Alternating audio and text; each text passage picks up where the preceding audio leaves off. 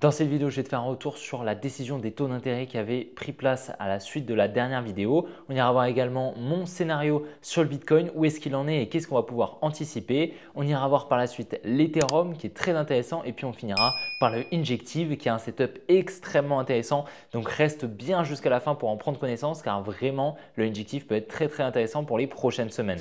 Dans la dernière vidéo, je t'avais parlé de la décision des taux d'intérêt qui allait prendre place à 20 h à la suite de la vidéo. Donc c'était le 29 janvier. La décision des taux d'intérêt, il y avait d'énormes probabilités qu'on ne baisse pas les taux, donc on reste sur 4,5% de taux d'intérêt aux États-Unis. C'est bien le cas, d'accord? Il y avait 99,5%. Je t'en avais parlé, je t'avais montré les probabilités du Chicago Mercantile Exchange.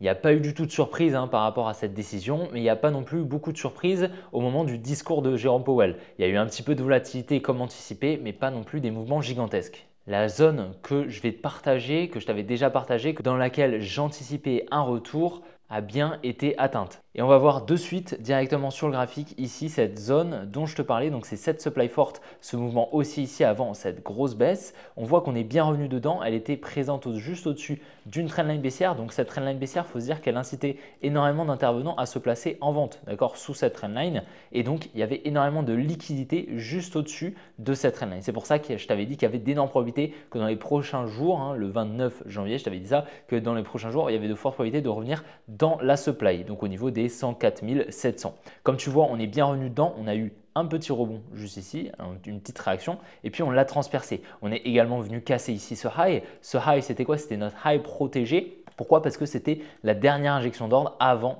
la cassure de structure qui était juste ici. Okay, donc on est venu casser ce low à partir de ce high. Donc quand on est venu casser ce high, ça signifie tout simplement que la smart money ne protège plus ses positions en vente et donc à ce moment-là qu'il y a de fortes probabilités qu'on entame un changement de structure, qu'on commence une tendance haussière à l'inverse de la tendance baissière. Okay, et donc pour moi ici on est passé bullish, on a eu ce qu'on va appeler un market structure shift, un MSS. Okay, et là on voit bien toujours donc cette trendline ici a bien été liquidée, donc c'est super intéressant. Et là on voit bien ici toujours ces liquidités ici au-dessus de ces highs que je t'avais déjà marqué par cette droite ici. On voit bien que cette résistance vient être confortée encore. Donc je vais te supprimer un petit peu ce qui n'est plus intéressant. Il faut se dire qu'ici, donc on a chiffre la structure, donc ça c'est intéressant. Mais là du coup ici, tous ces highs ici, énormément de liquidité au-dessus. Alors on peut aller voir si tu veux la heatmap de liquidation. On voit bien ici, donc au sein de l'académie, j'envoie directement via un bot les liquidités. Donc, enfin, du moins, ce n'est pas vraiment les liquidités, c'est les liquidations. Mais les liquidations font partie des liquidités. Les liquidités, il faut le voir comme un petit peu une boîte. Et dans cette boîte, tu as les liquidations. Les liquidités, ça va regrouper un petit peu tous les ordres que tu vas pouvoir retrouver sur le marché, c'est-à-dire les stop loss, les take profit, les trailing stop, également les liquidations. Les liquidations, l'avantage, c'est qu'elles sont fixées lorsque un intervenant rentre en position avec du levier. C'est pour ça qu'on peut les visualiser comme ça. Donc on voit bien ici beaucoup de liquidités au sud et beaucoup de liquidités au nord. Ici un gros cluster également ici. Donc ça conflue clairement avec ce que je suis en train de remarquer sur le graphique. Ici donc on a cette grosse résistance qui incite beaucoup d'intervenants à vendre tout simplement. D'accord, donc il va y avoir beaucoup de liquidités, beaucoup d'ordre juste au-dessus de cette résistance à l'achat et donc selon moi il y a de fortes probabilités de venir récupérer ce niveau là, donc c'est high ici au niveau des 107 000 $ pour moi dans les prochains jours, les prochaines semaines. Par contre on voit bien qu'ici on est dans une espèce de compression, un triangle, ok, d'entre donc ces deux trendlines et cette trendline haussière également. Donc on a déjà vu la trendline baissière ici, la résistance. On voit ici cette trendline haussière qui incite donc beaucoup d'intervenants à se placer à l'achat et à mettre un stop loss tout simplement sous la trendline, donc sous ces lows ici, ok. Et c'est donc ça le cluster qu'on a vu juste avant là, sur le screen avec les liquidations. Donc on a vu ici beaucoup de liquidités. Ok, donc pour moi ici tu vois bien qu'on a de nombreuses touches là sur cette trendline haussière. C'est donc une trendline qui a beaucoup de liquidités et donc selon moi il y a d'énormes probabilités de venir la liquider et ce serait plutôt confluent. Et c'est pour ça que étant donné que maintenant on est haussier, on peut chercher une demand forte dans laquelle on va pouvoir potentiellement intervenir. La demand forte intéressante, ça va être celle-ci. C'est ce mouvement baissier avant l'expansion haussière qui n'a pas été retracé. Tu vois bien, on a de la liquidité. Ici, on a la fair value gap et donc ça augmente les probabilités qu'on revienne ici dans cette demand au niveau des 102 800 $. Ok, et donc, selon moi, il y a de fortes probabilités qu'on vienne récupérer cette demand. On devrait avoir au minimum une réaction, mais une fois qu'on est dedans, selon moi, après, il y aura de fortes probabilités d'aller récupérer les liquidités qu'on a là. D'accord, le marché, il se déplace de liquidité en liquidité. Et donc, forcément, si on va récupérer dans un premier temps ici cette demand, étant donné que l'order flow actuel est haussier, on est venu shift la structure comme j'en ai parlé en début de vidéo. À présent, il y aura plus de probabilité par la suite d'aller récupérer cette résistance. Et donc c'est pour ça que ici, personnellement, je vais potentiellement chercher une entrée. Ok, là, je voulais chercher une entrée dans la supply qui était là, d'accord, mais j'ai eu zéro confirmation ici malheureusement. Tu vois, on n'a pas eu de changement de structure, on n'a rien eu. Donc malheureusement, je n'ai pas pu rentrer, enfin malheureusement ou heureusement, hein, d'accord, vu que tu vois, on n'a pas eu le mouvement baissier qui aurait pu liquider ici cette trendline. Et c'est pour cela donc que je ne suis pas rentré en short étant donné que je n'ai pas eu de confirmation.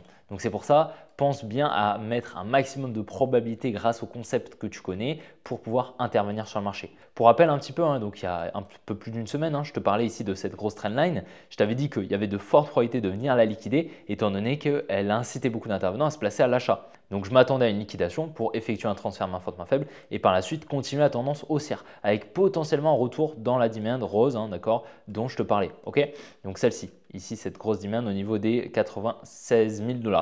Ce n'est pas obligatoire d'y revenir. Je t'explique pourquoi. En gros, la smart money, elle a besoin de retracer pour recréer de la liquidité et refermer ses positions. Ces positions ici, elle est revenue en petit time frame, mais en higher time frame, on a quand même la fair value gap ici au niveau de cette demand. C'est-à-dire que si on va voir en daily, regarde, tu vois, on a encore un petit peu de fair value gap ici. Et donc ça signifie que en higher time frame, elle n'y est pas vraiment revenue. Elle est revenue seulement en petit time frame, mais elle a toujours des ordres négatifs. Mais peut-être qu'elle y reviendra plus tard. Ce qui est important de savoir, c'est surtout que ici, les liquidités en vente qui ont été libérées juste là, donc à la liquidation de cette trendline haussière. Donc il y a eu énormément de ventes ici à la cassure de la trendline haussière. Beaucoup d'intervenants sont passés baissiers et donc ça a libéré beaucoup d'ordres en vente, ce qui a permis donc un transfert main forte, main faible. Et c'est pour ça qu'une fois que ici la smart money s'est placée, hein, si elle s'est servie de cette contrepartie, elle n'a plus besoin de plus retracer beaucoup plus bas, d'accord, pour aller chercher la liquidité qui est plus bas. Simplement, une fois qu'elle s'est placée, elle peut venir mettre en positif ses positions et à ce moment-là, continuer un order flow haussier.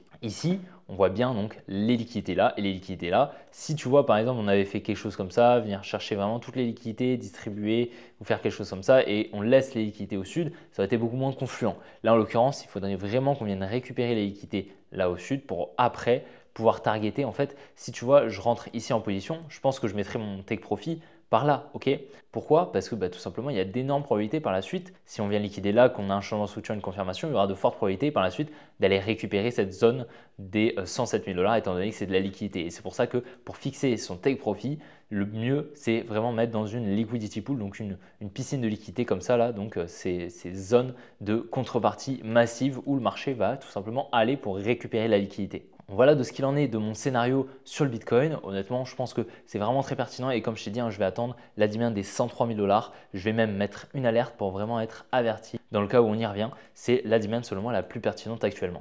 Alors sur Ethereum, si on regarde un petit peu la structure en 12 heures environ, même en daily, je dirais, on est toujours baissier. Ok, on a toujours ici ce biais baissier avec un high, un low, un high, un low ici. Ok, donc on a ce low ici, on est dans un complexe throwback avec un high juste ici. Le protected high serait juste ici. C'est-à-dire que pour passer haussier dans la time frame actuelle, c'est-à-dire en daily, il faudrait venir casser ici ce high au niveau des 3740 $. Ok, en lower time frame par contre, on est haussier. Si on va en 1 heure, on est plutôt sur une structure qui est haussière. On est venu shift la structure ici en cassant ici ce high. Donc là, on serait potentiellement haussier, on entamerait des plus hauts. Ce qui est super intéressant, c'est qu'on revient un petit peu sur ce que je viens de te partager hein, sur le placement de la smart money.